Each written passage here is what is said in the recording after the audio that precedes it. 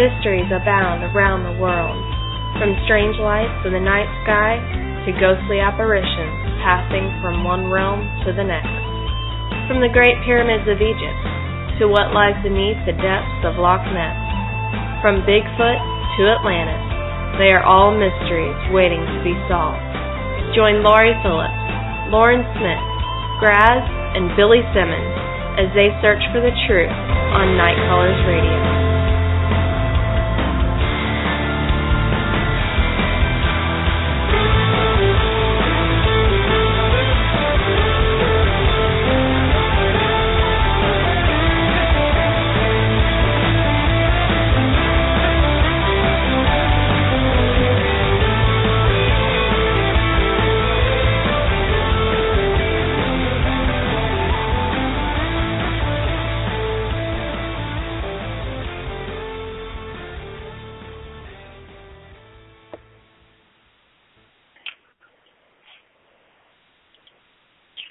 Welcome, everyone. It is February 12th, 2015, and you are listening to Night Callers Radio. And as always, we are live and unscripted, so anything can happen tonight.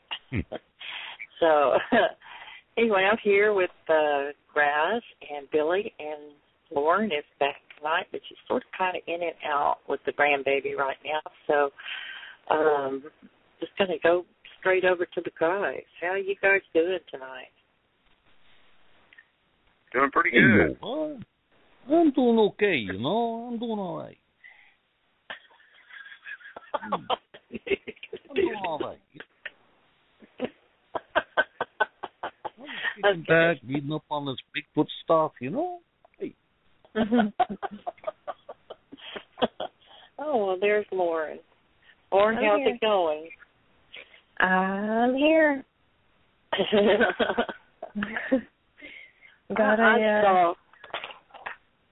Sorry, go ahead. Go ahead. I'll say what I got to tell in a minute.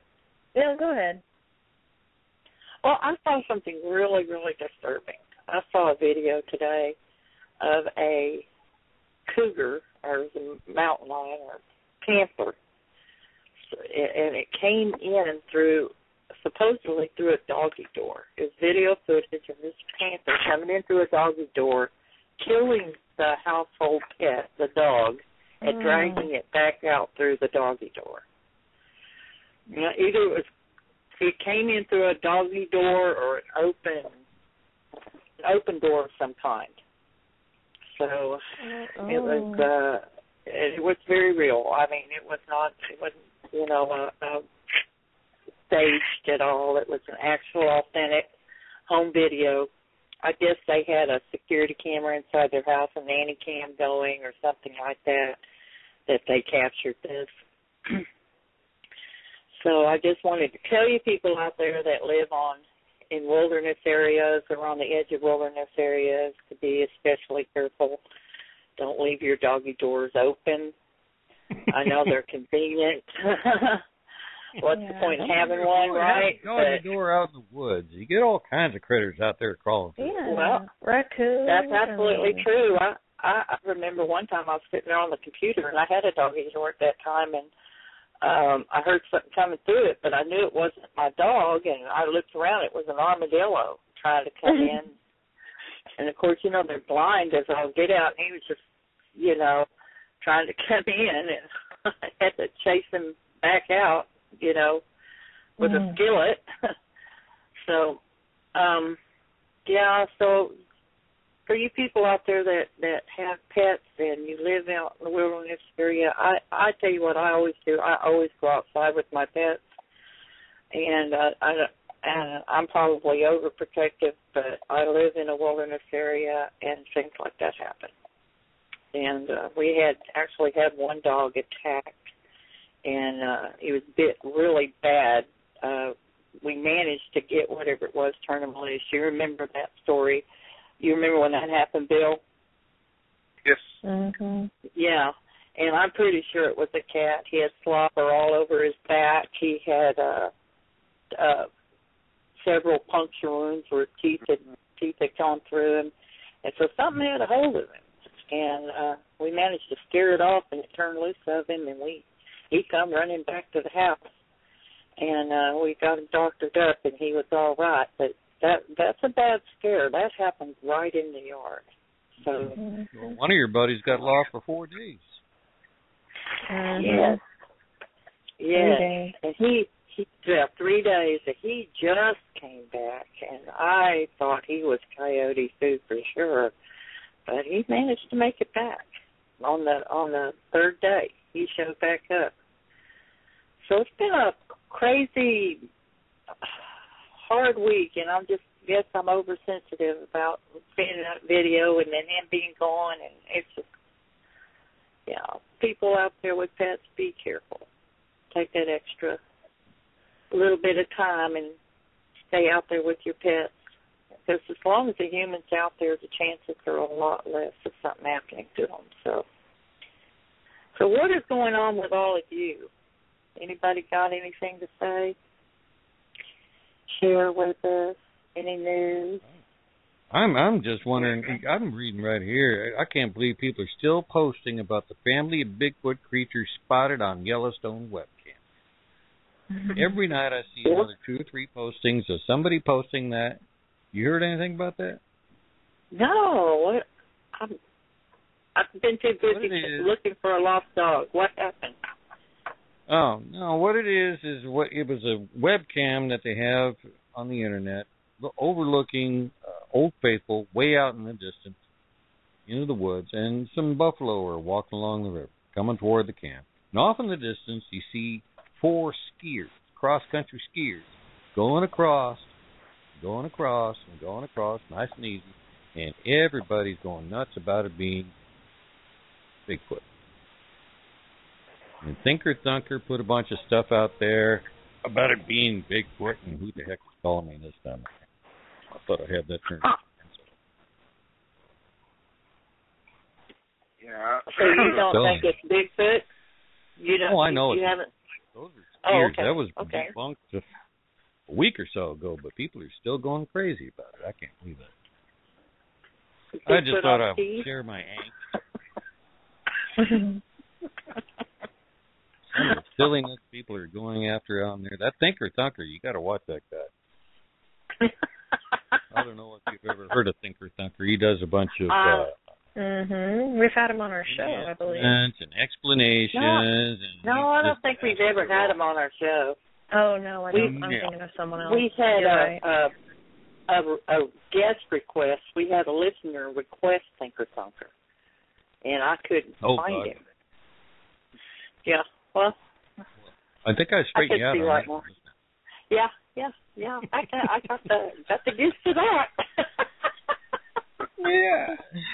Okay. Well, Other than that, that's my angst for the day. Thank you very much. Thank you, Grass, for sharing that. Most definitely. Well, I guess I'm anxious to bring our guest on. He is from Massachusetts, and that's where I'm going to have trouble. I do not know how to say it. Massachusetts. Is that correct? Massachusetts.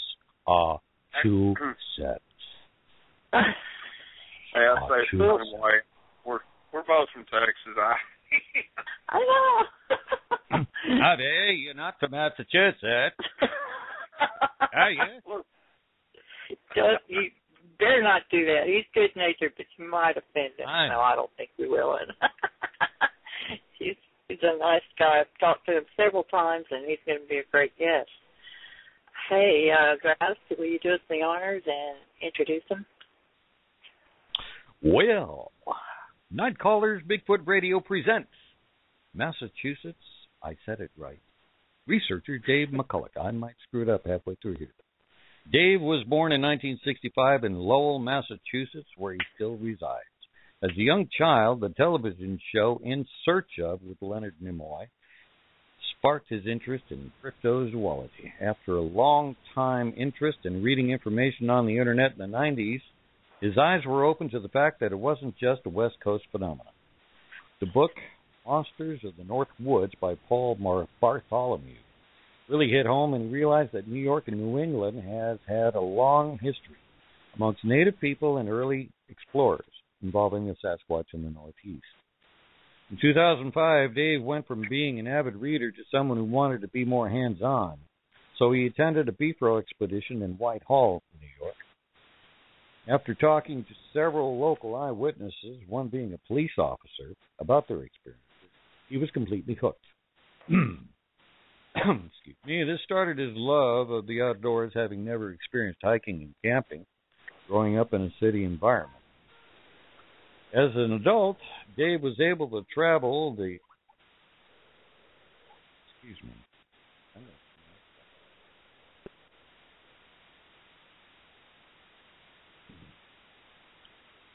He was able to travel to East Coast, where he started investigating the sighting reports in his area. After the BFRO expedition, he joined the Nezra research group and attended several expeditions with them in the years since. One of them being part of the group that was used in the Monster Quest episode, Bigfoot in New York. In 2008, Dave attended one of the first expeditions that included several different research groups of the East Coast and Virginia.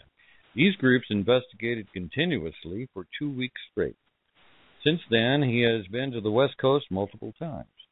Dave has made great friends from his time in California and Washington State, as well as... You'll have to...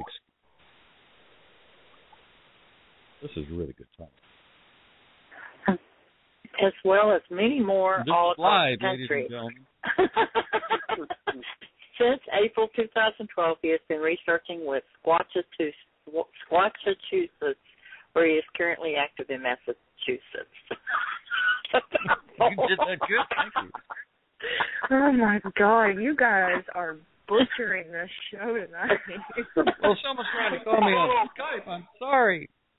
Can we have Billy take over? He seems to be the only one that's not chugging NyQuil tonight. All right. I think he's the only one that's sick. Exactly. Anyway, we're very Night Callers is very happy to bring on Dave McCullough. Dave, how are you doing tonight? I'm doing good, Lori. Thank you for having me. How you doing, Lauren, Billy, and Grabs? Grabs, good. Doing well. Doing good despite that awesome intro you just got. Really. Welcome to Night Callers. We sniffed paint thinner for fun. We're going to send out Grabs, get him some new parts before next week's show. Cannot compute. Writing note to self. Turn phone off before coming on show. Thank you very much.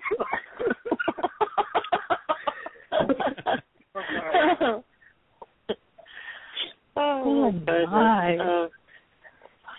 Let's just go ahead and start the interview before we lose all function here. Okay. Hey, Dave.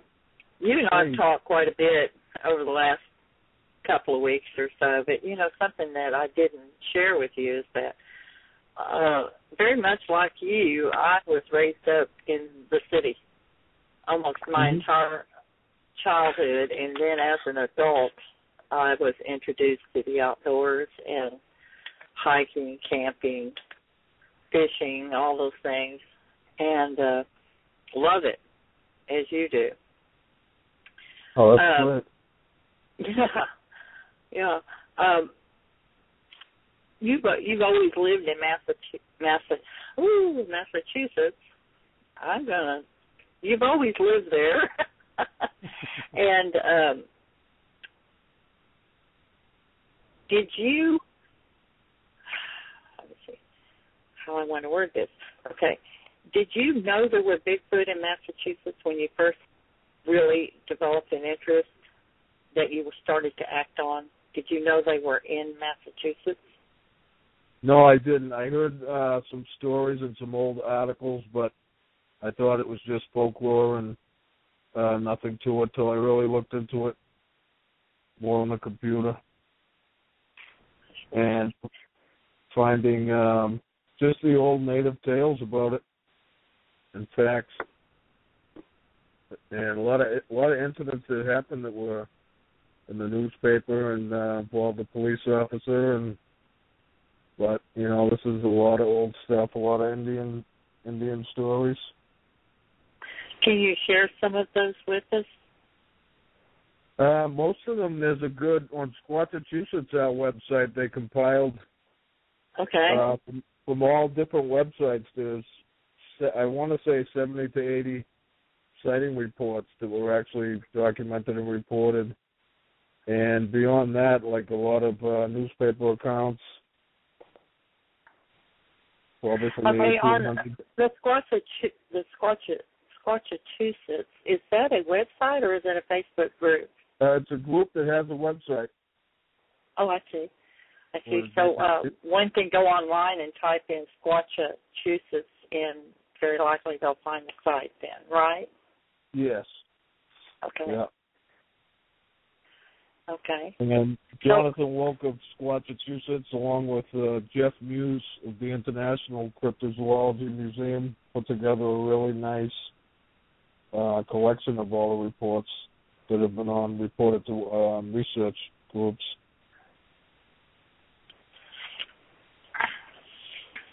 Okay. In 2005, you went from reading to attending a BFRO expedition in Whitehall, New York.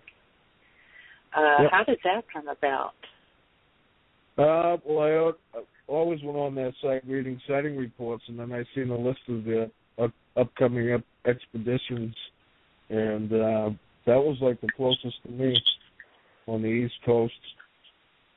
So I went from reading all about it and to wanting to see myself what it's all about and getting outside, and it's a whole new experience, like bringing it to the next step of always being an armchair enthusiast, which I consider myself now to be more of an enthusiast with, I just want to see one, I'm not don't put myself under the umbrella of being, researcher with all these gadgets, more of just wanting to know, just like kind of what everyone else is involved with it. But you're getting out there and searching for him. Is that correct? Yes. Yeah. When time permits and I'm able to, sure. I thought years ago that I'd have to travel far to go see it, but now there's a lot of stuff on the East Coast that gets kind of swept under the rug with the West Coast getting all the attention in the South. Okay, and so how far do you have to travel to get to an area where you think they might be? Right now we're investigating some sighting reports that are almost an hour and a half from me, out towards central and western Mass. I'm on the east part of Massachusetts. I'm in the north of Boston. Boston for all you. Boston. Yes. I'm sorry, don't give me credit. I know, I'm worried about that. Graham's been trying to do his Kennedy impression all day. No. It's not. It's the Pepperidge Farm guy. It's one of them. Well, if he could talk like a politician, he could be a Kennedy. He'll be accepted here. Yes, not. So I'll get that out of the way now. So park the car out in the yard. Park the car, yeah. Everyone does. You go to the car. My grandmother was from Boston, so I'm used to it. Oh. Go get your copy. Say that again, Dave. Have you ever made it up this way to visit? No. It was just Providence. I lived in Providence for several years off and on, and she was from Boston. And my mom's brothers, they were all Providence. But she was born and raised in Boston, so she had it pretty thick. Oh, yeah. Yep. But she was that's cute. as We thick love as her. it gets. Mm-hmm. Well, anyway, So Lori, Dave, go ahead. Dave, can you tell us about what it's like when you get out there and you search for Bigfoot? Have you had any experiences that you think were Bigfoot related? I have a couple that, remains unsure. One was through a thermal imager, and another one was in New York in 2008 in September. And I was actually out in a channel that leads to Lake Champlain. This was in New York State, Whitehall, New York, actually. And it's part of the sounds that I've sent you that I think you might be playing them later on, where there was something rustling in the brush. And before I heard any of that, I had heard the wood knocking, what I think is wood knocking anyways. Again, all these sounds remain to be identified. And this was all taken just with a camcorder, taking a ride in a pedal boat around there's an island behind the spot we were camping at. And just with the sound of a small microphone that's on a camera, it actually picked up what I was hoping to just pick up the banging sounds I heard. And this is out in a wildlife sanctuary. And I was happy to get that, and I had never found out till a day after when I was having a friend transfer my tape to a DVD, and he had it to a really nice system, and when he was doing it, all of a sudden, at the end of it, you could hear something growling, and he looked right at me and said, "What the heck is this?" And I had no idea, so this was a whole day later that I knew I had the wood knocking, and when he cranked it up a little bit, we were both blown away by something was probably 20 yards away from me in the brush with a low, very low, mumbling growl that I still don't understand how I didn't hear it while it was happening, so I played it the next day for a nice system. I'm sorry. I was gonna say, Dave, I don't mean to interrupt, but that happens all the time. People just don't hear the growl. They just don't hear it, but the recorder will pick it up. And once it's enhanced, you can really hear it. It's so low that it's just lost in the other sounds that are going on. But then once the recorder picks it up and you enhance it, amplify it, you can hear it. So, please continue. Oh, sure. No, I was just going to say, I was listening to you could hear the wind, and on the tape you can hear the wind, birds, just all kinds of sound. You can hear the boat going through the water, and like I said, I was just praying that, geez, I hope it picks up these sounds, meaning the whatever's banging. And to hear that the next day my friend's a musician, so he had a really nice setup. So once he started transferring it and playing it, I was happy that those sounds come out like the knock-type sounds. And even now, I'm not saying that they're knocks, but to me they're knocks, but other people say it's guns and that, which that's fine too. It's open. I welcome anyone to analyze it, and I have the original tapes to it, actually. It's still on tape. Okay. But it was in a nature sanctuary, a big bird watching place, walking. There's really nothing else allowed in this area as far as no camping, no anything, basically. They allow some bird watchers and, nature people. So it really wasn't a place where you would expect to hear someone shooting a gun off on a Sunday morning, too, at 9 o'clock on a Sunday morning. Not far from the center of town, actually just on the outskirts, kind of on the Vermont-New York line. And so it was pretty interesting morning. Okay. Now, you sent me an audio clip. The clip itself is almost 7.5 minutes long. And we can play that, and it is amplified. Did you get a chance to go over the audio that I sent back to you once it was amplified? No, I don't think I have. Okay.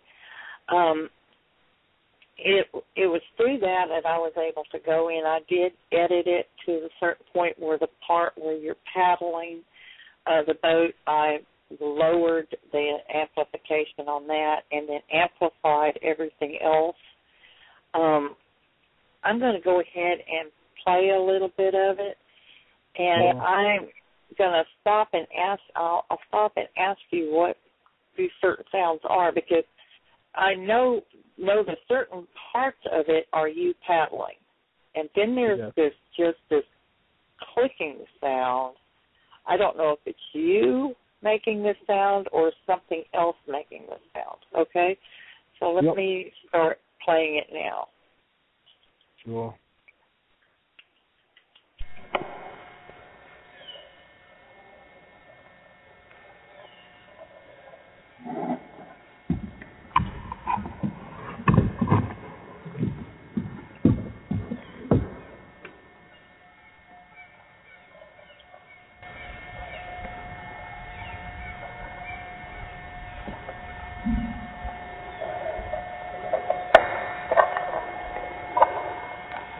That sound right there, is that you, Dave? Just hear a couple good reps.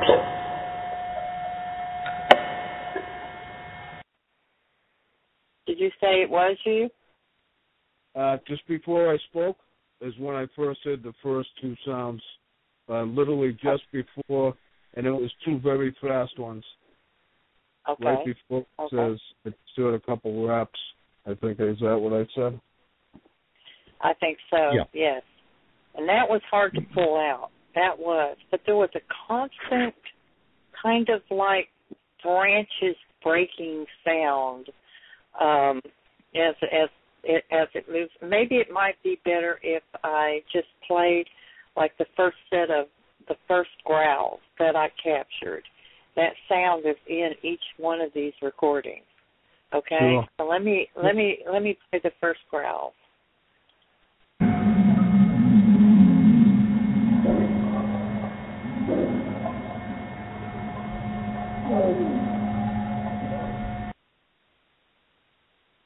Okay. There was I don't know if you heard it or not, it was a really unusual sound right there at the end. Listen to this. Yeah.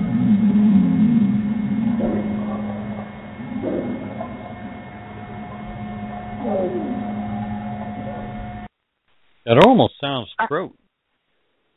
Yeah, like a kind of like clicking that. of the tongue way down in the throat.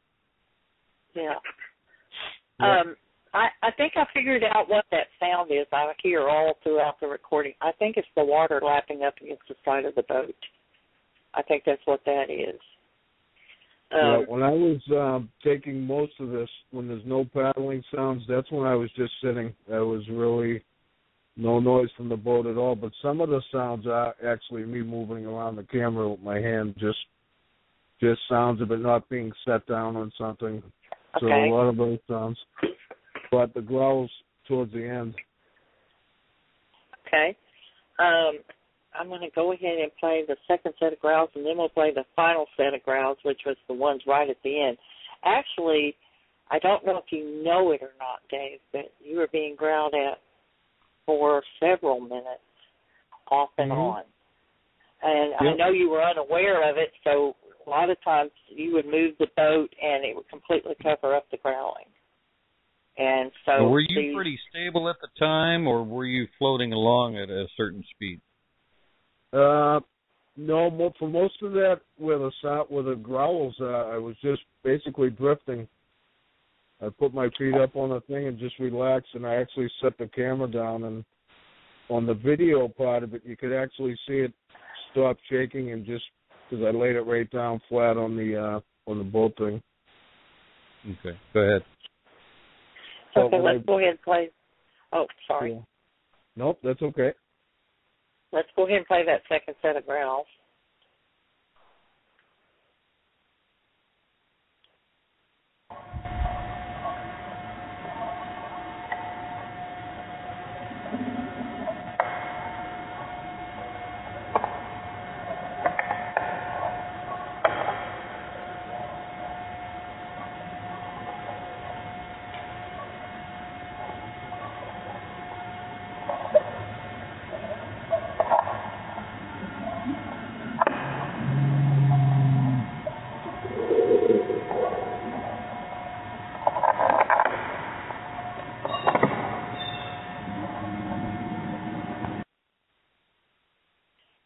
No, y'all heard the growls. Did you hear that popping and banging in there? That's what I can't figure out what that is.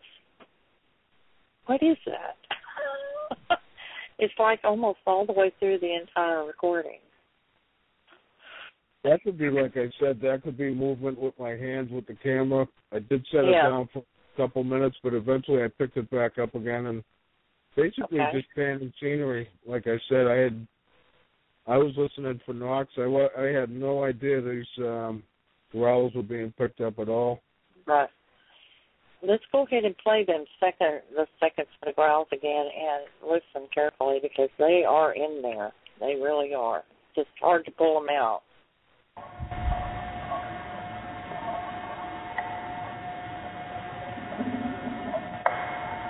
Here's one.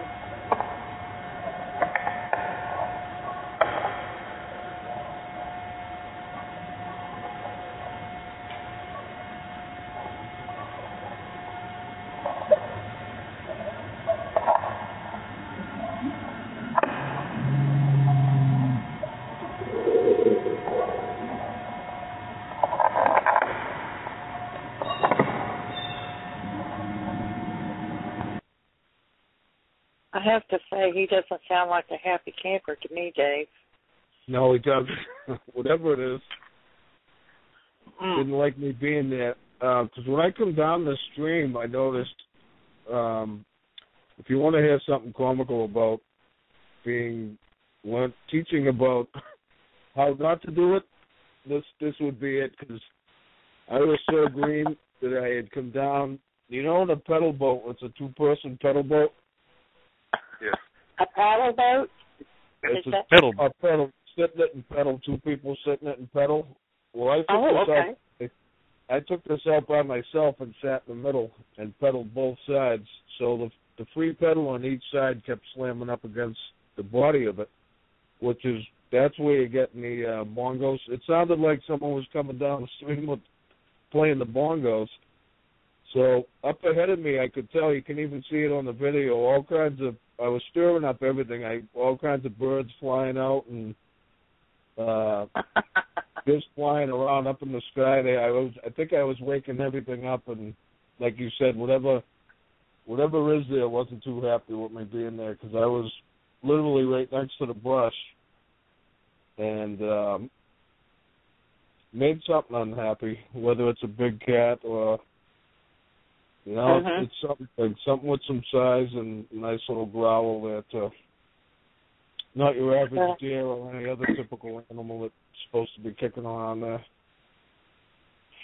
But I mean, we're not saying it is a Sasquatch by any means, but whatever it was definitely there's something was in that brush growling at you. Mm-hmm. Now, it could have been a cat. It could have been a stray dog. I mean, it could have been anything. But, yeah. That had too much space to be a dog. Yeah, I think so too, because it almost overrides. I'm going to play it again, the second growl, but I'm going to bring down the volume a little bit because it almost overrides because I haven't amplified it up so much. So let me try playing it one more time, but I'm going to lower the volume.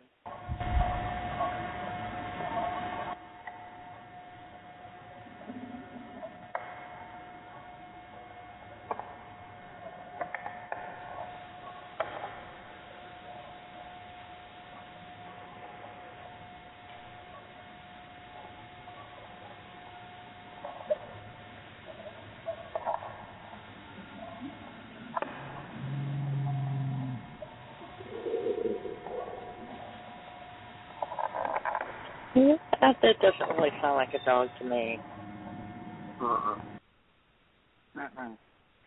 It actually has almost a motor-like sound to it. Or it's something with some big lungs. Almost like a motor type. That's what it reminds me of, like a vibrating... Yeah. Yeah. Wow. Great. Okay, and now we have the final growls. And the thing that I liked about this last one is that it would almost escape you if you weren't really listening hard. And it's not quite it's a very low growl. It's not quite as pronounced as the second track, but it's a very low growl. So let's go ahead and try to play that and see how it sounds. 25 seconds long.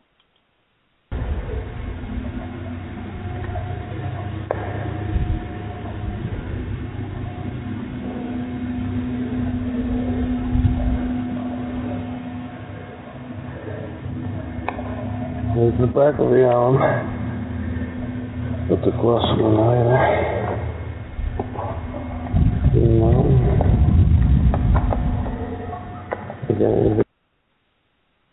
I don't know if you're going to be able to pull it out over the air like you can hear it. Like when it's playing on my speakers. We're listening to it on the telephone. I'm not sure we're going to be able to hear it, but I think that once people listen to the show, they should be able to.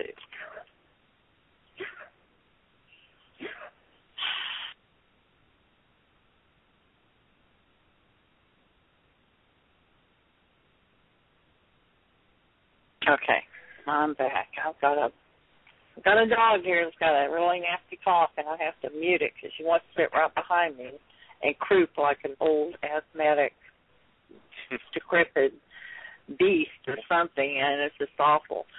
So anyway, well, we've got a question from Lauren. I hate to interrupt. So we've got a question from the chat room. Sure. New Hampshire Squatch wants to know, has Dave investigated around the Keene, New Hampshire area? Keene? No, I'd have to say no. Okay. Have you heard any reports coming from that area? Anything of interest coming? No, I'd have to say no. A couple of spots along the Massachusetts-New Hampshire border, Ashburnham. But no, Keene, I'd have to say no. Southwest New Hampshire.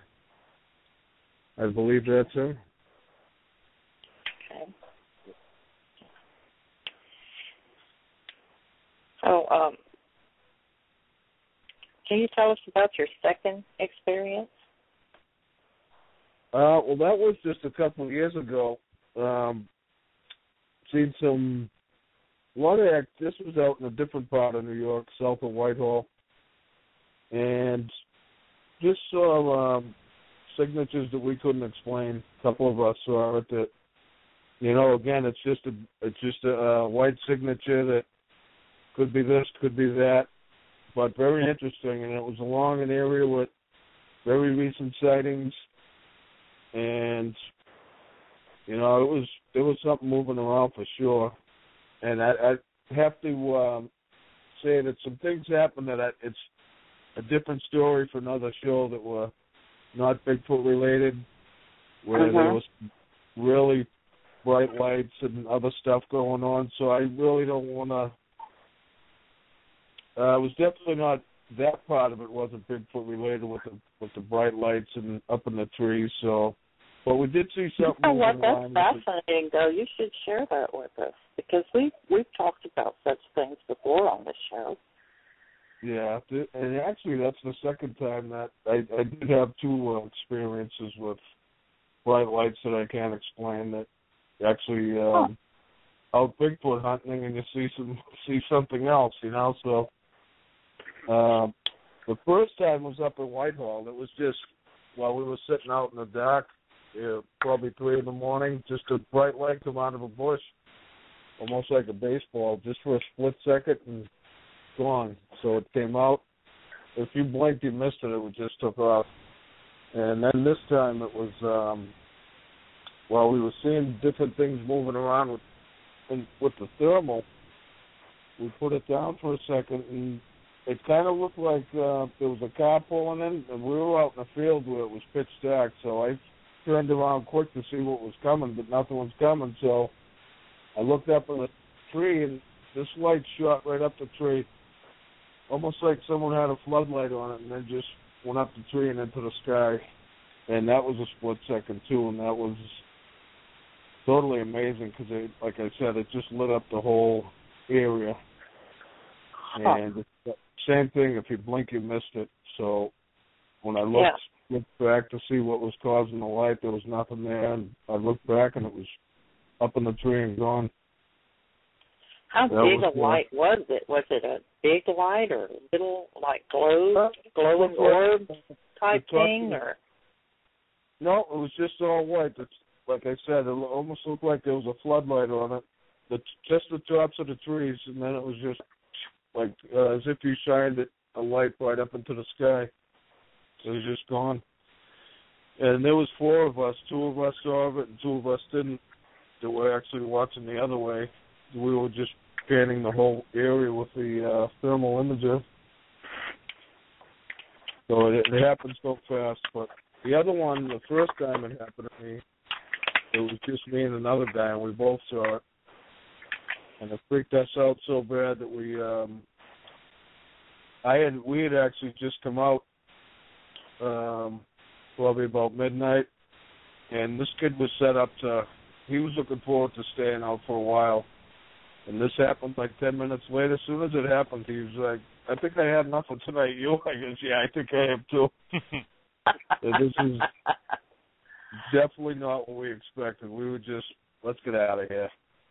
Yeah, and this was in New York, at the same place where you got the recording? Close, or?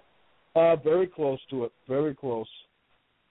And I'm not connecting Bigfoot with UFOs. I'm just saying, I did see this stuff while we were out doing that, but I'm in no way saying they're related, and just saying things I saw while out Bigfooting. If they're connected, who knows? But that's not the point for us. I'm not trying to say it's the same thing. Right. Very baffling and put us on that. Well, I myself have been a witness to that type of thing twice in the field, so you're not alone. Oh, it's good. Yeah, I've seen. I'm the same way. I hate to connect it. I'm not trying to, but for lack of a better word, orbs, whatever. I've seen it, and with witnesses there as well. So. I also had that other expedition we did in Virginia. It was put on by Sasquatch Watch of Virginia, where 8 to 10 different research groups on the East Coast actually got together for a 2-week stay, and people just kept coming in on different days and different ships. It was really a breath of fresh air, because in this community there's really not a lot of that. It's usually one group and one person. This was multiple groups, all with the same goal in the same area. It's a good time, but at one time I took a picture. I was holding my camera up above the top of the shrubs, and I just aimed it into like a field. Didn't see nothing, but when I got the pictures, it was full of orbs. And the people that own this place took several pictures of orbs. They were telling us to watch for orbs, watch for lights. And I didn't see it when I took the flash, but later on when I was looking at the pictures and blew them up, it was loaded with orbs. How interesting. That was very interesting. I can't explain that. Again, that's to chalk that up to what the heck is it?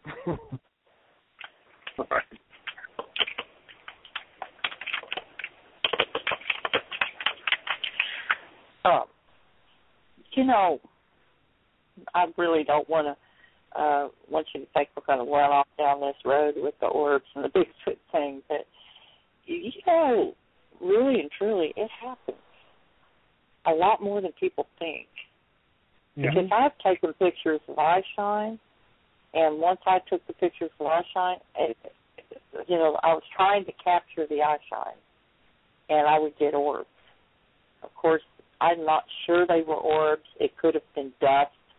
We were on a dirt road, for heaven's sakes, and we hadn't been there very long. We were walking around. We could have stirred dust up, and that could be what it was. But some of them looked really interesting. They look like what I see on a lot of the paranormal websites as orbs. Also, it's not uncommon to hear about Bigfoot showing up at cemeteries. Right. And why, I don't know. why there is such a draw to cemeteries. A lot of people will go out to cemeteries to do ghost hunting and end up having Bigfoot experiences. And it's interesting. It's so interesting. There are so many mysteries about this being that we just don't, and all we can do is just compile all the different stories that we hear, and eventually maybe we'll be able to make some sense out of everything that we hear. But when you have confirmation over and over and over again, you have to think there's some kind of connection. But what it is, who knows? Right. Yeah. There's so much still unexplained out there. I mean, you've got to keep an open mind about things. Just take in what you see, like you said, Lori, catalog it, and go to the next thing. Yes. So, Bill, are you doing footers tonight?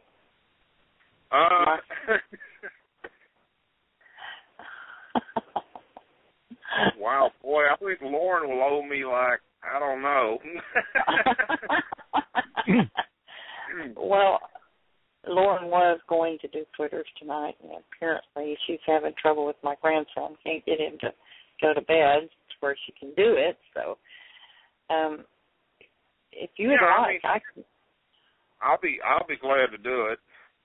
Okay, we won't play the intro because it introduced Lauren Smith, and you obviously are not Lauren Smith. So, I could my best day fill in for Lauren. So, if you want to go straight to it, I'll get after it. Okay. Do you want me to go ahead your intro? Okay. Yeah. And now it's time for your weekly dose of Footers in the Field with Billy Simmons. All right. Easy grass. Oh, all right. Okay, tonight we're going to do a little overview that happened in Hampshire County, Massachusetts, and here are the details of the report. The incident happened back in my high school days. However, it was an experience that I will remember very well. It was in the early fall. It was cold enough at night to see your breath and wear a light coat, but not many leaves fell yet. My experience started when going to a friend's house later at night. Everyone was sitting around drinking. I wasn't having a good time because my stomach was sour and I only had a half a beer. I wanted to leave, but my ride didn't, so I decided to walk home. It was about 4 or 5 miles home, mostly on a backcountry road. I didn't think much of it because I liked to hike and thought that maybe I could hitch a ride from someone along the way. By the time I reached the more rural part of North Farms Road, it was probably 1 o'clock in the morning and was very dark. There was little, if any, moonlight and few, if any, street lights. I heard a noise in a patch of woods between 2 houses on the east side of the road, which startled me because it sounded like something big was milling around. I stopped and froze where I was, trying to let my eyes adjust to the darkness. I could see something big moving around in the darkness, and finally, it looked like 2 horses were milling around in the darkness.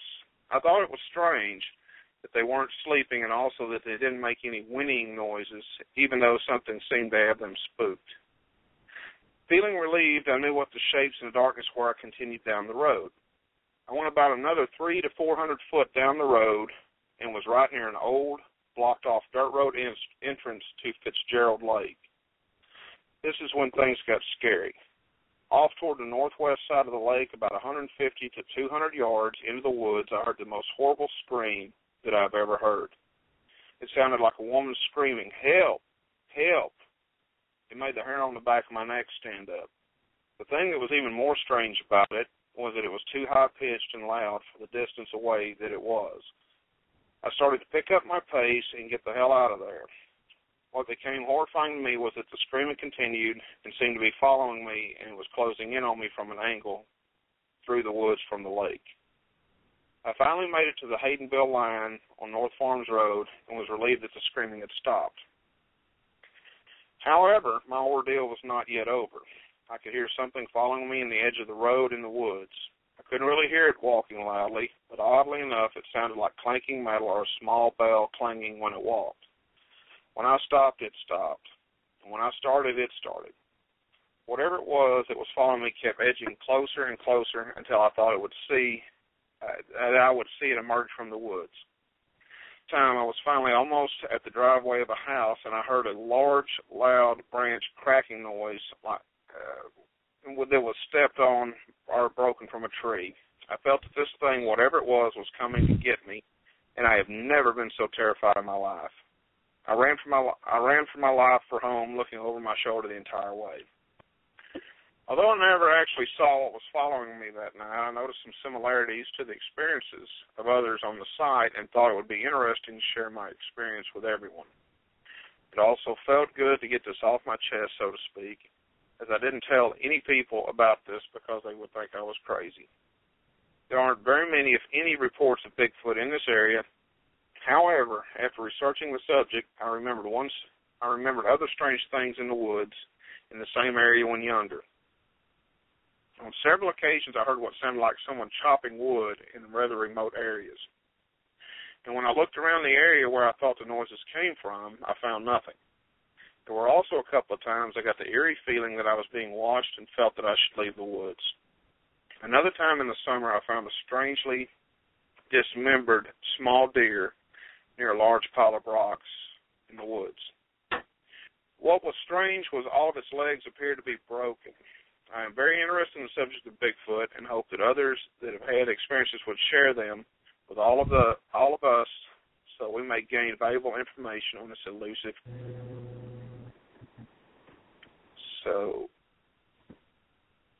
And the date on this was 1983 to 1985. That's a great story. And where was it at exactly? Hampshire County, Massachusetts? Yes. Okay. Hampshire County. Nearest town was Florence or Haydenville. Okay. I'm going to go ahead and hand it over to you and Grass. I've got to remove this dog from the room because I can't hear anybody. She is, listen to her. She's awful. So I will be back in a minute. Okay, that's fine. And we also have a telephone call if somebody wants to get the call. And I'll be right back. All right. Which one's the telephone call? I'll let you rummage through and figure that one out. Dave, are you still with us? I'm still here, yeah. That was a good report. Yeah, it was a good report. Dave, what type of, on your findings out in the field, what type of evidence are you finding and or collecting? So far, just the sounds. And I have enough. So far, just the sounds, and then another time I saw a curious-looking footprint in a puddle, but it was pouring rain, and it was mud and water, and there was really nothing you could do with it, but I have some photos of that. It really doesn't prove anything, but I think it was very interesting. But other than that, not a whole lot. Just keeping on looking. Just absolutely. I'm going to go ahead and bring this caller in. Let's see what happens. Okay, go ahead, Chris. 413, you're on the air. Who are you? Hey guys, this is John from Massachusetts. How are you? Hey, guy, how are you? Hey, I'm one of Dave's teammates on Team Squatchachusetts out here. Good to have you here. Yeah, I first time listening to the show, and obviously first time caller. Dave's quite a modest guy. He doesn't give himself enough credit for the knowledge and experience that he has out in the field. And I just wanted to make sure that everybody knew what a very thorough and competent researcher that he is. It's been my pleasure to go out in the woods with him. Thank you, John. Oh. So what have you been experiencing out there yourself then? Going out there with him? And I don't think you have enough time on your clock for that. Yeah, the Reader's Digest version. I've been interested in the subject since '92 when I had my sighting And, you know, you couldn't really talk about these things back then because, I mean, the ridicule was just overwhelming. Even my ex-wife used to ridicule me about it. So, you know, I had tucked it away. And then, you know, the Internet came along and all the reality TV shows brought it out into the mainstream where you could start talking about this. And that's how I came across Dave and Dax. I don't know if you guys know Dax. And I met Tim, this fellow. He's logged on as Wild Guide. Super nice guy. He's had some interesting experiences. But until we started gathering the data that we have, we didn't realize how active it was. And that there are so many sightings that just, I just don't think that people either want to share them or don't know who to share them with. So that's why we started this group. We call it, I kind of came up with the name called Squatchachusetts. I thought it was kind of kitschy. And it is. I like it. Yeah, we've really sorry, I'm out of breath, I'm out of shape. I was just out shoveling snow. We got about 4 feet of snow on the ground out here. And there's more on the way, unfortunately. But the team has come a long way in just the past couple of years. One of the best things that's happened is we've got a really nice FLIR camera now, and it's really going to be a game changer. Oh yeah. I can't tell you. I mean, I think all of us know when you're sitting in the woods in the dark, you really don't know what's around you. Well, with the FLIR, it takes that element out. But as Cliff Brockman always told me, he says, with every superpower, there's also a super handicap. And that being that you don't become aware of your surroundings as much, and you can use the FLIR too much as a crutch instead of doing, you know, all the other little things that you normally wouldn't do. You know, looking for certain stuff and being in tune with your surroundings. But it certainly it gives me a huge comfort because I'm a bit of a chicken out in the woods, and Dave will even tell you that. And when I hear something, I can turn over and I can look at through the FLIR. Oh, it's just a fox, or oh, it's just a possum, or it's a squirrel throwing nuts from the tree, or you know, oh my goodness, there's a bear over there with a cub. You know, we better get out of here. And that has really changed the way we do our research. You know, like Dave had mentioned earlier, we had some kind of an encounter over in New York, and I'm not willing to put any kind of labels on it because we just don't have enough evidence to back up what I have on film, and that's about all it's going to be, is just an experience that I won't forget. But you never know. Yeah, you know, I think Dave and I can privately agree about what we saw upon, but neither one of us are willing to take that leap because, you know, your credibility is about all you have in this this researching that we have. And if you go out, you know, waving a flag every time you see or hear something, you know, people aren't going to pay much attention to you when the real thing does happen. Oh, that doesn't happen in the Bigfoot community. I don't know what you're talking about. I tell you what, unique demographics. Dave, I didn't mean to call up and steal your thunder on your show. I think you've done a great job. I really enjoyed your recordings. That's only the second time I've heard Dave's recordings, and they're fantastic. We've got a lot of other stuff we're trying to share, but we seem to be having some IT problems. We worked really hard on this database with all the sightings that we can come up with, but we're having trouble getting it to the format. So give us some time. Keep checking on our website. You're going to see a really nice database of everything from Massachusetts on there. Because we're the type of researchers that like to share. Yay! My favorite find. Speaking of sharing, John. What's that, Dave? John, speaking of sharing, maybe you'd like to share your sighting with us. Maybe we can say that for another show. Well, you want that, then you'll have to do a show because that was a very good experience. Which one? My one back in the 90s? Or the sighting, or the guy that had the file of sighting reports and knew all about it. Well, I don't know. How much time do we have? Do we have about 5 minutes? We have. Sure do. Okay. Of course. Well, was this in Massachusetts? Oh, yeah. It was in Squatitude. Oh, great. And every time you say the word, you have to pay me a nickel. So. Okay. Probably. Was it in Mass? Yeah. Back in the early 90s, I was working as a park ranger for the state. It was probably one of the best jobs I've ever had. You're getting paid to really do nothing.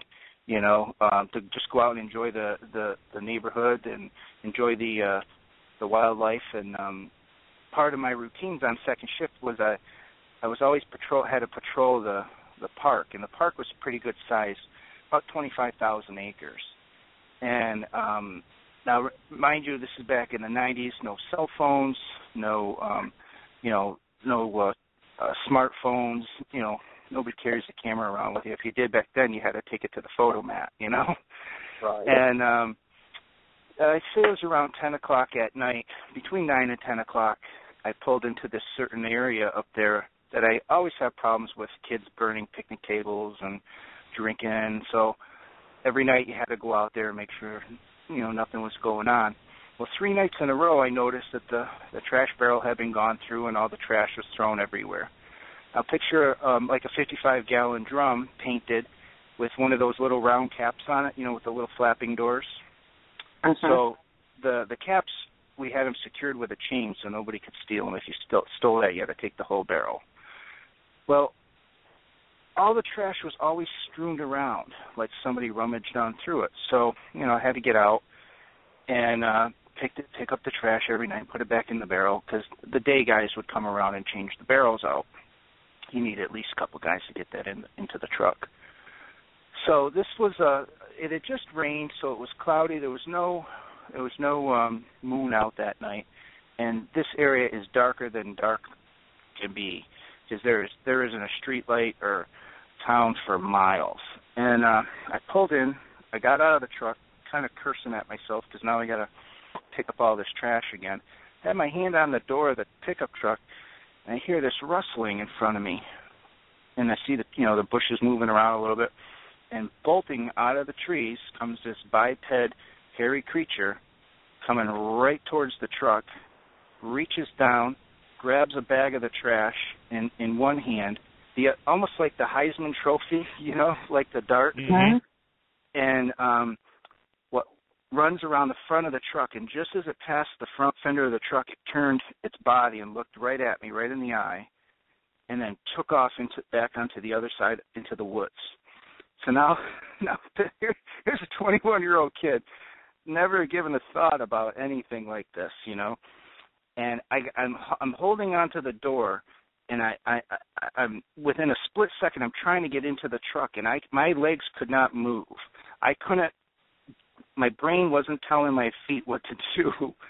I turned to jump in the truck, and there was another one standing about 30 feet behind me, and all I could see was the silhouette, because the taillights, weren't as bright as the headlights. But this one was about twice the size of the other one, and it let out the most god-awful like that it went right through me. Had I not been there at the truck, to jump in the truck, I probably would have run up the road like Homer Simpson, screaming, waving my arms, and so I jump in the truck and I slam the door. I pick the mic up for the radio, and I'm like, all right, what am I going to say? So I put my foot on the brake pedal. I threw the truck into drive. Right then, and that's when a rock hits the back of the truck. And I'm like, all right, I'm out of here. I put my foot down, and I went back to that ranger station well faster than I should have down those old fire roads. And now this all happened probably within about 5 seconds. Just, it was bang, bang, bang, bang, boom, and it was over with. And then I spent the next 2 or 3 hours composing myself, waiting for the shift change, and trying to put the whole thing together. And I can't even tell you what was going through my head, because I had just seen something that I had never expected to see, nor did I even have a thought that they were out there. I mean, when Dave always talked about how Leonard Nemoy got him interested. Well, I saw those programs too, but that was all out on the West Coast. There was nothing like, no creature like that out here in Massachusetts. So luckily that was my last night on, and I had 2 days off to compose myself. So I came back and I talked to my boss. I said, listen, I want to go back on the day shift. I said, I don't want to be on the night shift anymore. And he said, come on. He's like, you love that night shift. I said, I used to. I said, I don't care. I'll cut grass all day. I said, I'll pick up trash all day. I said, I'm all done. Now, I was a senior guy, too, so I had my pick of where I wanted to go between everybody else. And so he starts smiling, and I'm like, what? He goes, tell me something. Tell me something I don't know. Why do you want off the shift? I said, I want to talk about it. He goes, did you see something? I said, what do you mean by that? He goes, did you see it? And I'm like, what are you talking about? He reaches over into the filing cabinet in the bottom drawer, and he pulls out this file. It's probably about an inch thick, and he slaps it down on the counter. And it says Sasquatch sightings on it. And I said, you got to be kidding me. So I flipped this thing open. These sightings went all the way back to the 30s, from the days of the Depression era, because the CCC built the camps during the Roosevelt era, right? And they built the parks, all the parks in Massachusetts. And so you're reading some of these sightings, and they're saying basically the same thing that I saw, except what I think I saw was a young one with an adult. And I think what happened is the young one made a mistake by running out and grabbing that article, and I think the adult stepped in basically to say, whoa, whatever you're about to do, don't do it. Yeah. Almost as like it was protecting it, the young one. But they looked entirely different. The young one looked, I don't know, I always tell everybody it looked pretty. Looked pretty horrifying. But it had like longer hair and it looked almost like somebody combed it, like it was groomed. And its eyes had this ambery, yellowy glow to them. And I don't know if that was the headlights causing that, but the other one, the big one behind me, that was well over 8 feet tall, and it was probably 4 feet wide. It was just enormous. It looked like an unmade bed, just like kind of be a male, It just looked awful, and it just, I couldn't see a lot of the details to it because all I had illuminating it was just the red tail lights. But as quick as they appeared, they were gone, and so was I. And that's my 5-minute story for you. Wow! Thank you so much, John. Thanks for sharing that, John.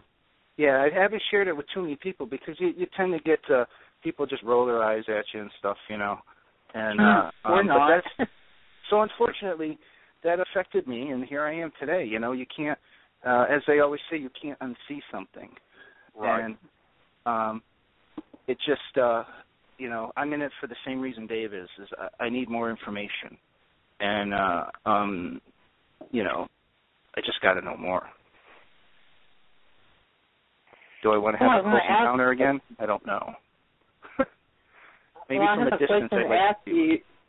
I'd like to ask you and Dave, what do you think the population is there in Massachusetts?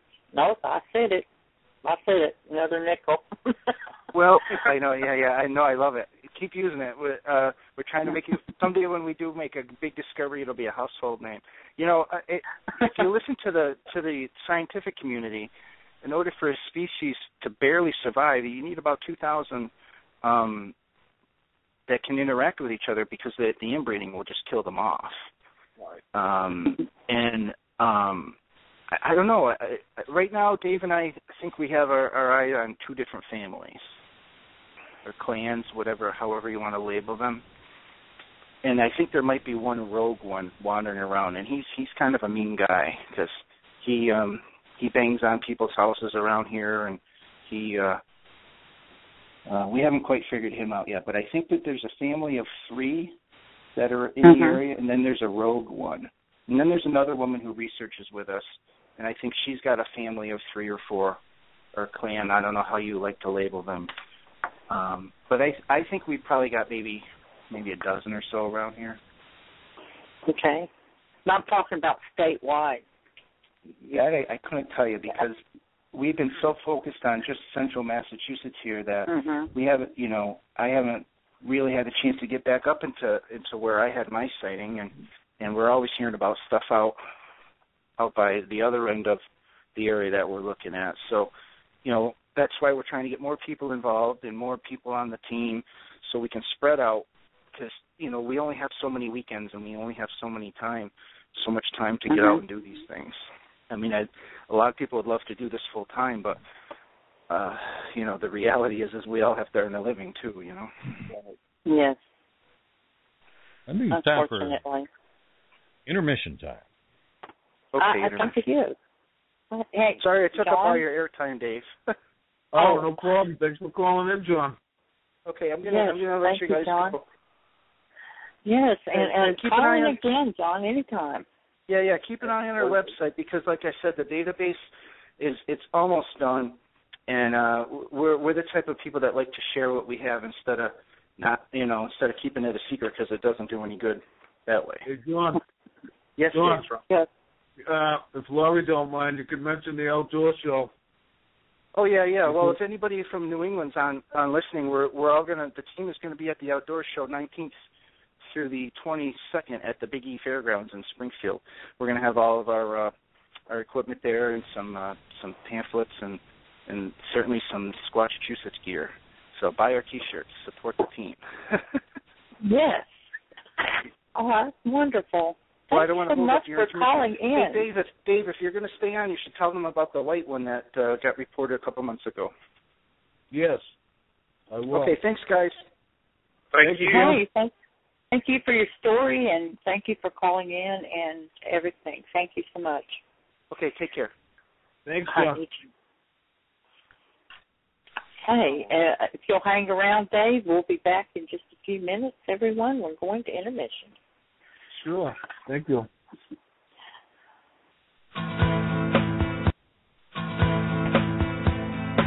You are listening to Nite Caller's Bigfoot Radio.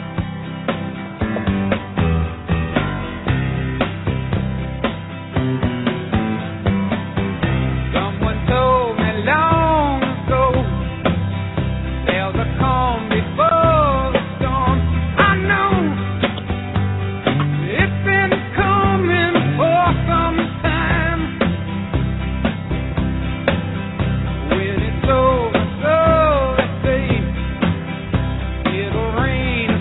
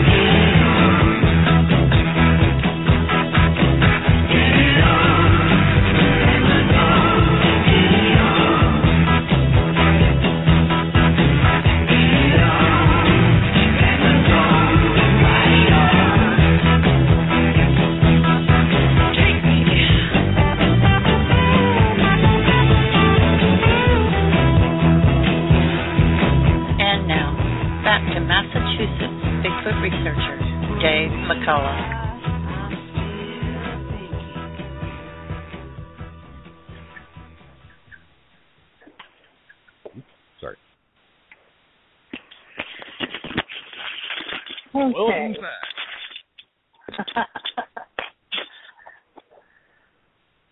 Everybody getting back online again. Dave, are you still with us? Oh, yeah, I'm here. Okay. What were you going to say, Bill? I was just going to say I was really enjoying the intermission music. It's good stuff. Good. Well, that's good. That may have to take off for just a few minutes. I let the dogs out, and they're not all back in, so... let the dogs out. Yeah, I'm thinking of panther attack. Yeah, right. Well, Dave, I wanted to ask you if you would share that fighting report that John was talking about before we went to break. Sure. That was just this past October in middle of Massachusetts, right around in the general area we're researching. And John got a report. Came to John that a husband and wife were out taking a strolling little nature hike. And they were walking back. They go down to it's probably 1.5 miles, 2 miles long. They had went down to the end and were heading back, so probably halfway back, it actually crosses a set of power lines. And they crossed the power lines, and then they're actually at the home stretch, and they could hear something walking along, and but never saying nothing. This went on for a few minutes, and then they heard a snap. The wife saw it. Actually, the husband never saw it, but he knows something was there, but he'll even tell you he didn't see what it was. So, but the wife saw a 7 to 8 foot white Sasquatch, according to her, and we went back to the scene pretty soon afterwards. And actually, I was in the Tate and Bobo and went out to the area where she saw it, and I'm almost 6 feet tall, and I held my arm up as high as I could hold it, and she said it was higher than my hand, so that would put it, at least 7 to 8 feet, somewhere in there. And she said it was white, which was interesting. I really haven't heard of any of that in New England, a white Bigfoot. Right. Well, what I am to understand is that white Bigfoot are often seen in areas where there is snow. Not at a particular time, but areas that are prone to have snow during their winter. Mm-hmm. I looked at a Texas database. At one time I had developed a Texas database, and I like 300 reports and 200 reports, and went through all the information on them. And there was only one sighting of a white Bigfoot, and it was in northern Texas, which they have snow almost every winter. But all as far as down south, where we rarely have snow, we have never had a reported sighting of a white Bigfoot. So I find that interesting. I don't know if it's anything to my theory, but white is not a real common color. It actually isn't. No, it isn't. And also something else that probably everybody knows this, but most Sasquatch have the same color hair as most humans do. You don't see a purple or a green or orange Sasquatches. They all have hair. Their hair is the same color as humans. And I think the majority of them will blend right in with the scenery, being a darker color. That's why yes. White ones must really have to be careful as far as, crouching down, staying away from people, which most of them do anyways, but especially a white one. And if this was in October, there was definitely no snow on the ground yet, so... Definitely that creature stood out. Had to have stood out. Not understand what you said. She saw it, but he didn't. She saw it, but he didn't, right? Yeah, she didn't see... Yeah, he heard the noises, saw something going through, but he could never tell what it was. And I think they assumed it was a couple deer. He was saying that it's probably just deer, And she finally did get a glimpse. Did you see that? No, he didn't. And another interesting fact, the day we did go back, and after we went to the scene and did all that, we were actually heading out, and not far from there was I find very strange. It was a doggy squeeze toy from somebody's backyard, but it was up in a tree hanging from a branch.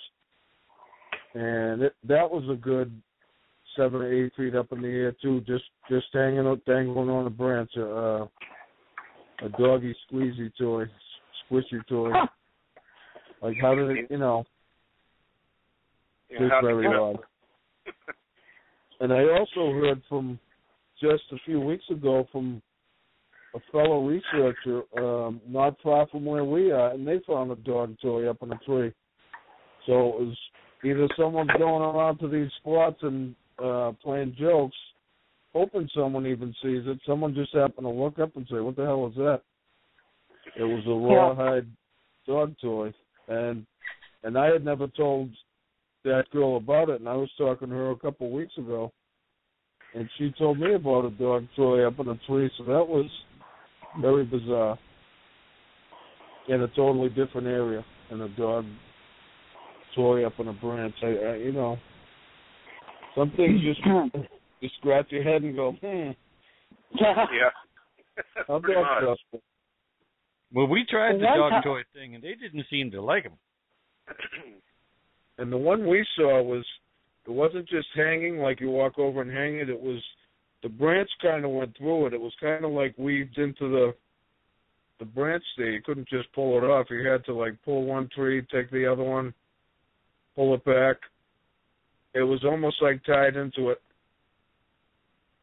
That's interesting. Because, see, I would have thought that somebody was tossing it to their dog and it got hung in the tree. But that doesn't sound likely by the way you're describing it.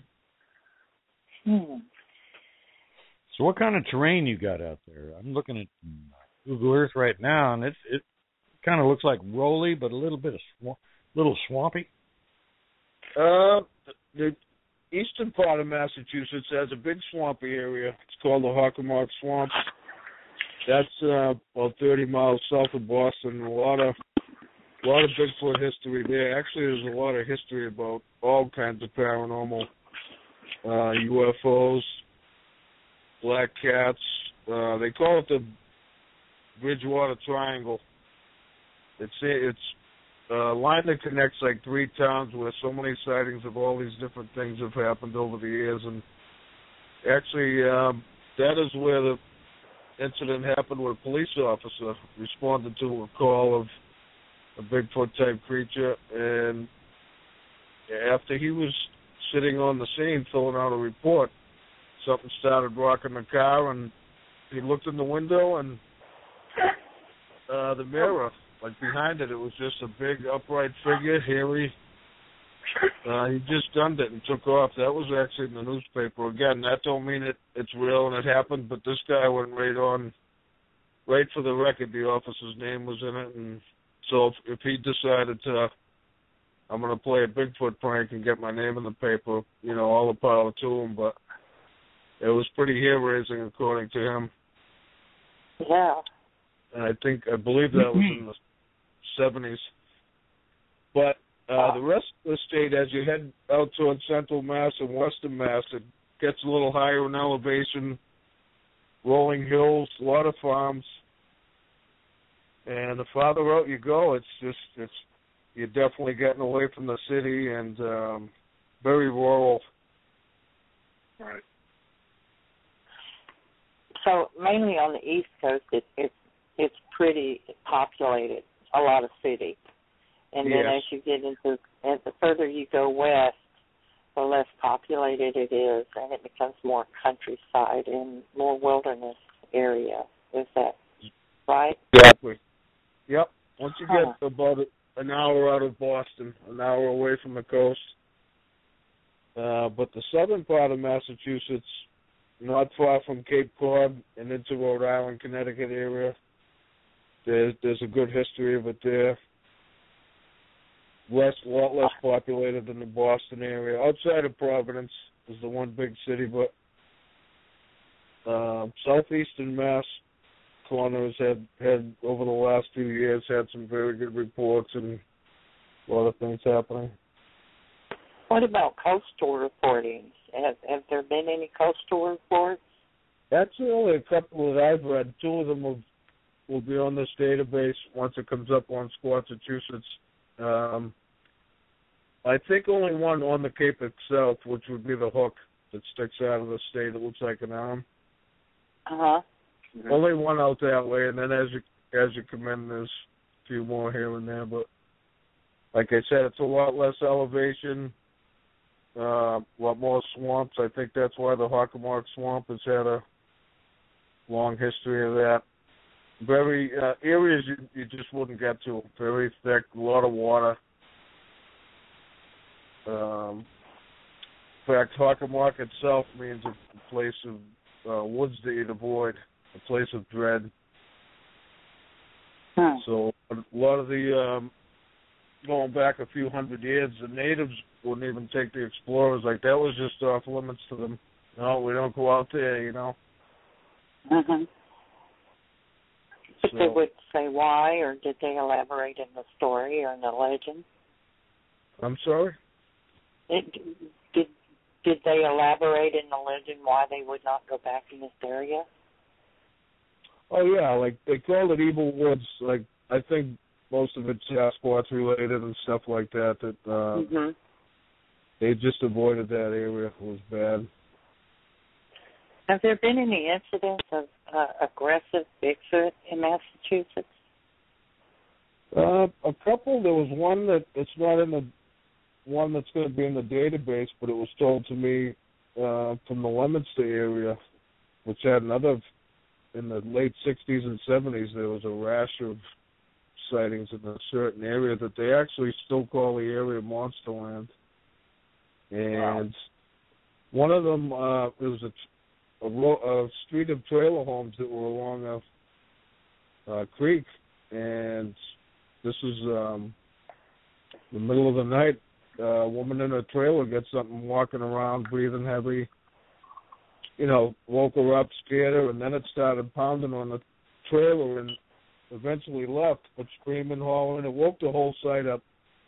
So everybody came out, and they did see the tracks coming around the woman's trailer, big footprints. I guess there's been pictures. I've never been able to find any pictures or see any pictures, but supposedly that, you know, as soon as the sun came up, they took a lot of pictures and very, very fresh and nice pictures of a good track with the toes.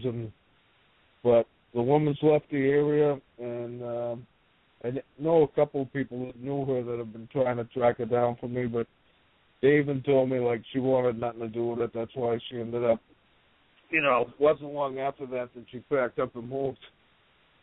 If you live in the woods and this thing's pounding on your trailer. And they knew what it was because it went right back down to the creek.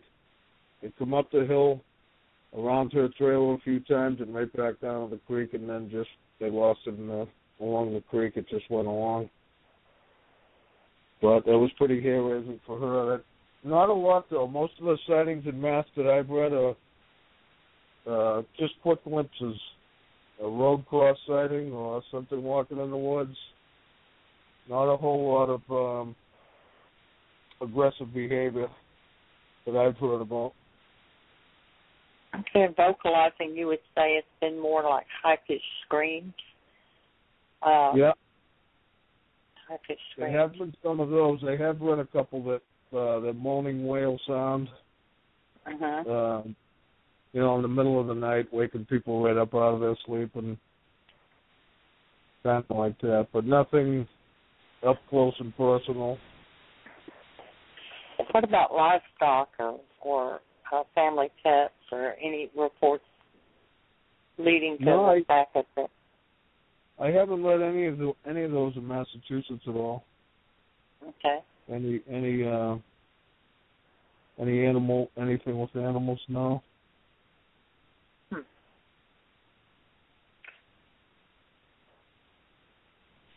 What do you do the most?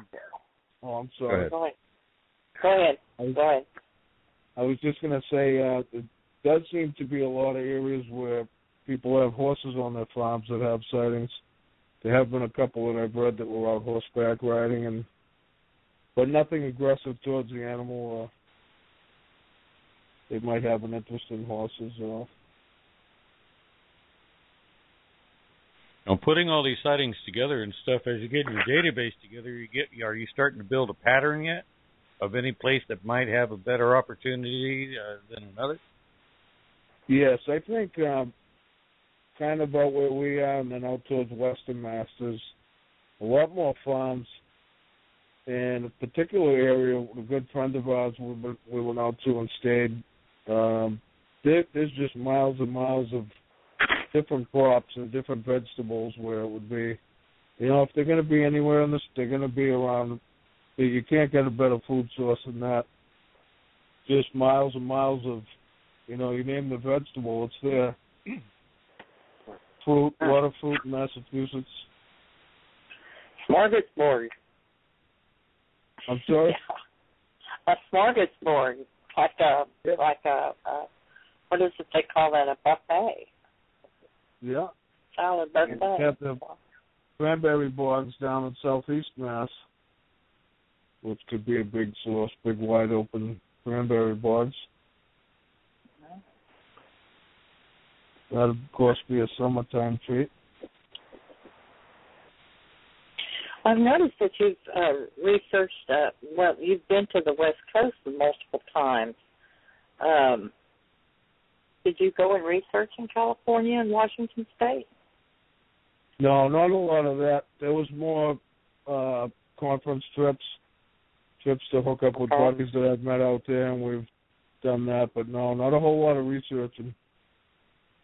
A couple times we pull over in the rental car, see a nice area, and get out, take a walk, half hour to an hour. But we didn't go out at night anywhere or stake anything out. Well, that's disappointing because those are some really good areas. They generally have a conference in good areas to Sasquatch watch. Unfortunately, though, they were only for a couple of days on the weekend that we've gone, and most of the weekend's taken up by the conference, so we're looking to plan another one where we have a couple extra days to just do that. Go out with the thermal at night, just go along somewhere with his reports or anywhere. Out there, it looks like as you're driving along, you could pull over anywhere and just take a walk. It's so beautiful and so open. You don't realize how vast it is. As far as the eye can see, there's just nothing. And where was this? Actually, both of them, California, right at Willow Creek. A few days in Willow Creek. Washington State. Okay. Whereabouts in Washington was that? I'm sorry? Whereabouts in Washington was that? The conference we went to was the Yakima Bigfoot Roundup. The second one in Yakima. I actually went to the first one too, but that's more. That is not as foresty as the farther west in the state. It's more drier, less trees, less cover. Out there mostly, horses and cattle. A lot of orchards, though. A lot of apple orchards. But once you head west, if you start heading west towards Seattle, you're heading through Mount Rainier State Park and Bigfoot country, basically. Lost out there, though. Oh, absolutely. Yeah, there's people that disappear out in those areas. I was reading a thing that from Northern California to Washington, 80-something aircraft have just disappeared, have gone down, and it's so vast that they can't even get to it. That's a real fact. That's considering it's a military aircraft, if they go down in these areas, over the years, that They wouldn't even know where to look. Did you say it's grassy? It's I'm sorry? Did you say it was grassy? Where's that? No, very wooded. Where the plains went down, you said it was grassy or mountainous or? Oh, mountainous. Oh, just okay. impenetrable forest. It's just so thick you couldn't even. These things have gone down where they wouldn't even attempt to go find it or rescue it. It's chalk it up to another one down in the wilderness. Well, you say you are an enthusiast, but would you like to become a researcher? Is that your goal? Well, on my free time I get out, I think a researcher is more someone that's all they do. You know, they do it 24/7. And well, we would all like to be able to do it 24/7, but most of us are just weekenders or sometimes only twice a month, you know. I think someone that is out studying it as a job is more of a researcher. Someone that. Well, that's true. I just do it on my free time. Some of the things I've going on, I'll use up vacation time, or if it's somewhere where I I'm don't going to know. go. I consider you a researcher, truthfully. Yeah. Anybody that gets out there and is trying to find the truth is a researcher. Yeah. Someone who's looking for tracks, looking for signs, looking to have a sighting, looking to have an experience, that's a researcher. That's what we've been classifying as a researcher, every guest on our show. And they'll say, I'm not a researcher, I'm an enthusiast. Well, it just depends on how you want to define it. But in my opinion, it's people like you and others that find the truth and share it with the world and all that we know today because of people like you and others like you. Absolutely. That's a good point, because almost everything we do know about it is from amateurs, basically. There are no amateurs that got out there. Absolutely. We didn't find out what we know from scientists. We did not find out what we know from books. We found out 98% of what we know. We found out from others, regular people who are spending their own gas money, getting out there in the woods and finding out things. And then when they came back and they shared what they found, others say, yes, we found the same thing. There you have confirmation. And after a while, it becomes a fact. You know, you have enough, in a way, it's almost like a grand experiment. And we have a lot of amateur scientists out there that are finding. So many tracks have been found of these creatures, and they all are similar. They all are similar. They're all human-looking tracks. They're all so big. They're all so wide. You know, generally speaking, they have a specific type that generalizes them as a Bigfoot track. Okay, then you have your tree structures and stuff like that. They're finding similar structures all over the United States. You're hearing similar vocals all over the United States. So this is people that are bringing all their information and putting it out there on the Internet, which has been a great vehicle for sharing. And what we're all discovering is that, you know, now we pretty much accept the fact that some Bigfoot gift, some, you know, different things that Bigfoot do that years ago we just didn't know they did. But now we know that. We know that they will follow you. We know that they can move in two different modes because they've been seen on all fours. They've been seen moving bipedally. So, and we know this because of the researcher. Very, very important. Well, somebody's got to do it. Somebody's got to do it. And there's no one paying anybody to do it, and which is a shame. Can you imagine? And Massachusetts, by God. Massachusetts? Yeah. Because most people think Massachusetts, that's just Boston, isn't it? That's just Boston.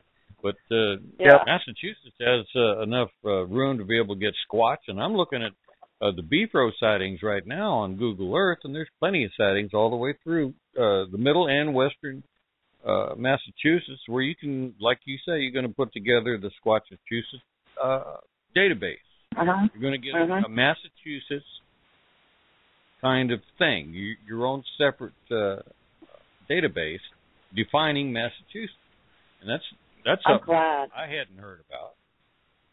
Yes, I'm absolutely glad that you and John are doing something in your state, because it's like everyone says, no one would think that they were in that state, and they definitely are. Well, they're everywhere. But some states get a lot more attention, like Ohio and Alabama, Florida, California, Washington, Oregon. They get a lot of attention. A lot of people are coming forward with sightings and reports, so it tends to bump up the attention on these states more. But what people don't realize is they are in every single state of the United States, and they are in Canada. And there's not just one out there. There's New England is hundreds very and thousands of them. Very fast. Outside of a few of the big cities, New England in general it's all woods. Like if you go straight out western Mass, you go into an area of New York with a history of sightings all the way through upstate New York. If you go straight north, you got Vermont, New Hampshire, all another history of it. And Maine is 95% forest and very low population of people. So you got the coastal cities that have decent populations, but as soon as you leave the coast, it's nothing but woods. So all of, like you said, it's every state. You go into all these states that there is no borders or boundaries. It's just all connected, one big patch of woods and some cities in between. But it'd be like a network. And sometimes I think that it's all speculation, too, that as far as the general population staying in one place, I kind of lean towards they move around a little more and they might hit the same areas. But I think they stay on the run. And when the weather's nice, they might settle down a little bit, but because you got all the lush vegetation and it's nice. But this time of year, I think that they have to hunker down here and there in the storms. We're getting, like John was saying earlier, we're up to over 4 feet of snow. We've got more coming on the way, and it's just been relentless this winter. I think that really makes researching pretty rough, doesn't it? I don't imagine that you guys even. I know that most of the northern researchers that we talk to, they say they pretty much shut down during the wintertime. It's spring, summer, and fall when they do most of their outings and get out. Is that pretty much the same with you? Yeah. Because I think there'd be more tracks or footprints in the snow, because it'd be a lot harder for them to cover their tracks. And we did see some good pictures from last year. Someone had a very nice line of tracks with 4.5 foot stride and straight, like foot over leg over leg, and a very remote area. But in general, there's not a whole lot of winter activity. How do you know how long the stride was on those tracks? Like I said, over 4 feet, thick snow. So it was big, whatever it was, and it was a typical straighter line where you can see that the way their gate's designed, their foot comes straight over the other foot, whereas ours are more side to side. So this is an interesting picture. That was about a year ago in Eastern Mass. And John himself has taken some interesting foot tracks in the snow up behind his house, the woods behind his house. Are there any bear up there in Massachusetts? I'm sorry? Are there any bear in your state? Oh, yeah. Yeah, we have good population of bear. Okay. In fact, when it was nice out, even not far from me, and I live more in the city, just on the outskirts of my city, they were in people's backyards, and yeah, the bear do well up here. Uh-huh. You know, I was going to mention a while ago that, you know, considering that our country was first settled in the New England states, there's probably a longer history of Bigfoot sightings in the East than anywhere else in the United States. Yes, I've read some stories of the Viking explorers that were supposedly here before Columbus that had sightings of some forest people. They called them forest people or wild man of the woods. What year would you say that was back approximately? Oh, God. The 1500s, 1600s? I'd say maybe within 100 years before Columbus. Mm-hmm. And this is as far up as Canada as you can go, Nova Scotia. And they will see them then. Okay, so that would be, Columbus was 1492, so that would be prior to 1492. Yep. So. Yeah. Okay. Yeah, they logged it in their journals. They were pretty uneasy about what these strange things were. I think they called them wild men of the woods. You getting to know any Indians out there in Massachusetts? You get some of their stories, what they think about it? No, we haven't yet. We're trying to. I was thinking of. They usually have, once the weather's nice, they have a lot of powwows in different areas of the state. And that's been a thought of mine for a while now about trying to get to know some people and talk about it. I'm sure their elders have stories. Yeah. Okay, so your main thing right now, are you a believer? Do you believe that Sasquatch exists? Or yes, are you more of a person that on the fence and won't completely believe until you actually see one? No, how do you feel? I'd say I'm 99% a believer, and the 1%, I just need to see it. I've seen enough other forms of evidence, foot casts, dermal ridges on foot casts, the Sierra sounds. Lots and lots of vocalizations I've heard that people have recorded.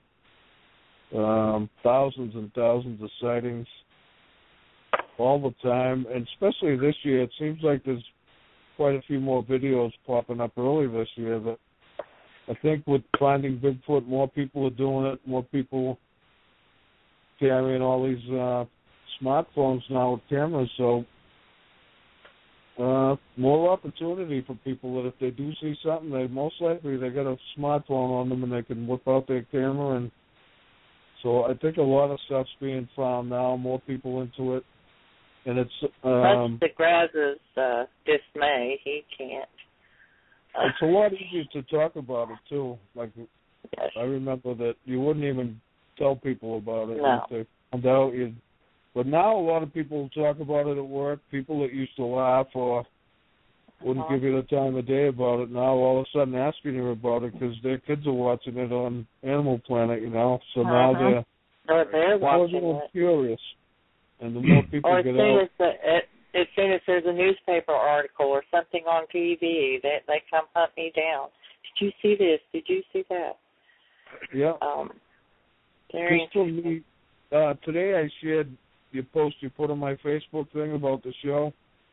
I shared it today just to advertise to people I know, and within 10 minutes I had a guy sent me something of stuff that he's heard and seen up in Vermont.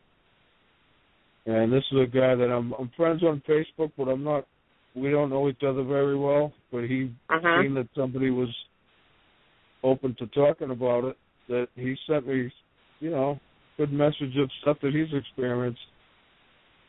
So that was just, like I said, a lot more people were open to the fact that it's possible. Not so much that it's real, but at least that it's possible. And that you've made a good connection. You know, yes, that's what it's really all about. Trying to find people close to you that you can go out with and work with and share information with and network with, basically. And, exactly. Like just in the past few days, I remember I was telling you I'd help you out and try to find a few people that might want to be on your show. And a few places, I've met people out from all over the country where, you know, if I ever took some time off and got a trailer, I could drive all around the country and almost every state go up and see somebody and do like 6 months. I would have a rolling show. I would have night callers hit the road. Oh, yeah. I would. It would be great. Take all the best summer months and go bigfooting. Yeah. All over the country. Well, if I ever win the lottery, that's exactly what I'm going to do. Yeah. Well, Dave, we are at the end of our show. And it's been a wonderful show. You did a great job. You really did. It was a very interesting show. And we thank you so much, and we'd love to have you back sometime. I appreciate it. Thank you guys so much for having me on. And you're very welcome, and thank you for coming on. You're welcome. It was great. It was great hearing from Massachusetts. It sure was. Yes. Yeah, we wish all of the crew and you, Dave, the best of luck. Y'all keep doing what you're doing. Thank you so much, and I wish the same to you guys. We hope you get that sighting real soon. And when you do, we want to hear from you. Call in and tell us about it. Okay? Absolutely. Good luck to you guys, too. Thank you. Thank you so much. I appreciate it. Right. Thank you. Bye-bye. Thank you, Dave. You're welcome. Bye-bye. Bye. Well, next week we have Mark Sasquatch from Florida, and let me tell you what, people, when you hang on to your hats, because that's going to be a very interesting show, and we just are hanging in there, and we're asking everyone out there that's Sasquatching, please do so safely, and keep on keeping on. So we're all going to say good night, and we are going to head out. So good night, everybody. Good night, folks. Good night, everybody.